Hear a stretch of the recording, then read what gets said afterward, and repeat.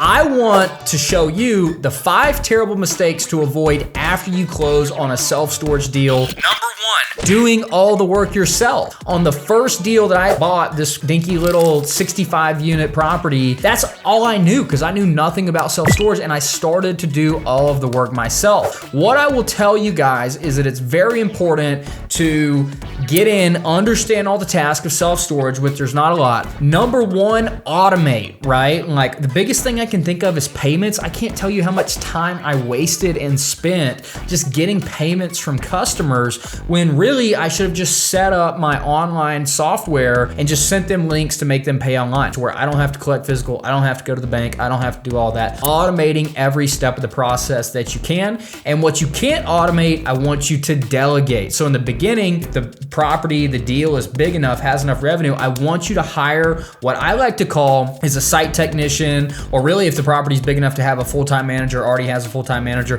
delegating as much as possible to that person. Get as much off your plate as you can. Second biggest mistake, not announcing new ownership. So you likely bought this property because you think that you can run the property better than the last owner could. That's my guess for most people watching this. If you're buying Uncle Joe's storage and you're gonna change it to Greatest Storage of Atlanta company, you know, whatever it is, I want to announce new ownership. If you buy a facility and you don't announce new ownership, that is a mistake for 2 reasons. Number 1, you have to let your customers know, hey, there's gonna be some new rules. I'm not gonna accept physical payments anymore. Rent is due on the 1st. Like whatever changes you're making to the business. By the way, some of the changes I would recommend is moving all payments to the 1st of the month, not accepting physical payments. Like those are some of the things. But you need to announce that there's new ownership, there's a new sheriff in town. It's an opportunity to announce it to the world. It's an opportunity to go get one of those little flags or the crazy flying armbands and be like, new ownership, come check us out. This place might have bad Google reviews. This place might,